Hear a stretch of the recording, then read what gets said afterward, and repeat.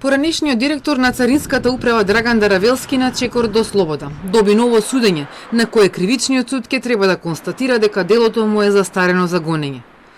Кривичен на 3 февруари одлучила денеска соопшти откако и апелација потврдила дека Даравелски треба да добие ново судење, затоа што му се судело во отсуство.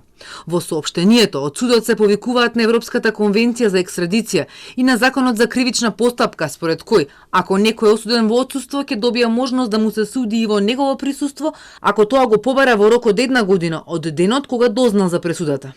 Ова прашање беше спорно и за дел од експертите и за обвинителството, кое се жалело на одлуката на кривичен.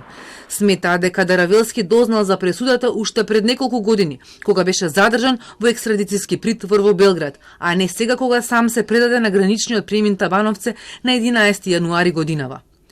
Со ваквата одлука на двата суда, првичната пресуда за Даравелски од 2008 повеќе не важи, па тој уште попладнево требаше да биде пуштен од Идризово, но најверојатно за него затворската порта ќе се отвори утре.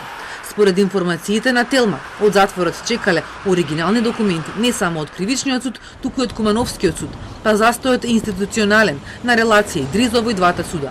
Кривичен е надлежен за судењето на Даравелски, а Кумановскиот суд за издржување на казната поради местото на живење. Тој на слобода ќе го дочека новото судење, на кое судот по службена должност ќе треба да констатира дека делото за гонење му застарело на крајот на 2022 година, сметаат познавачите. Кривичната постапка против обвинетиот Драган Даравелски не е запрана, односно со конкретното решение се дозволува повторување на постапката и ќе биде оформен нов предмет кој ќе биде распределен на понатамошно постапување. Даравелски беше во бегство 2 децении. Во отсуство беше осуден на 7 години затвор за злоупотреба на службената положба, која стана правосилна во 2008 година.